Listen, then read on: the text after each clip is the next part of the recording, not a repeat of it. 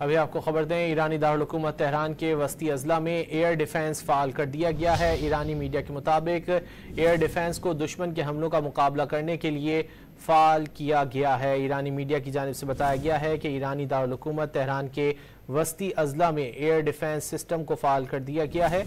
Air defence को दुश्मन के हमलों का मुकाबला करने के लिए फाल किया गया है। ईरानी मीडिया की जानिब से ये तफसीलात बताई गई हैं कि ईरानी दारुल-हुकूमत तेहरान के वस्ती अजला में एयर डिफेंस फाल कर दिया गया है। एयर डिफेंस को दुश्मन के हमलों का मुकाबला करने के लिए फाल किया गया है। ईरानी मीडिया की जानिब से तफसीलात बताई जा रही हैं कि सहूनी हमलों के पेश नज़र ईरानी दारुल-हुकूमत तेहरान के वस्ती अजला में एयर डिफेंस फाल कर दिया गया है। एयर डिफेंस को दुश्मन के हमलों का मुकाबला करने के लिए फाल किया गया है। ईरानी मीडिया की जानिब से तफसीलात सामने आई हैं कि ईरानी दारुल-हुकूमत तेहरान के वस्ती अजला में एयर डिफेंस सिस्टम को फाल कर दिया गया है। एयर डिफेंस को दुश्मन के हमलों के मुकाबला करने के लिए फाल किया गया है। ईरानी मीडिया की जानिब से तफसीलात बताई गई हैं।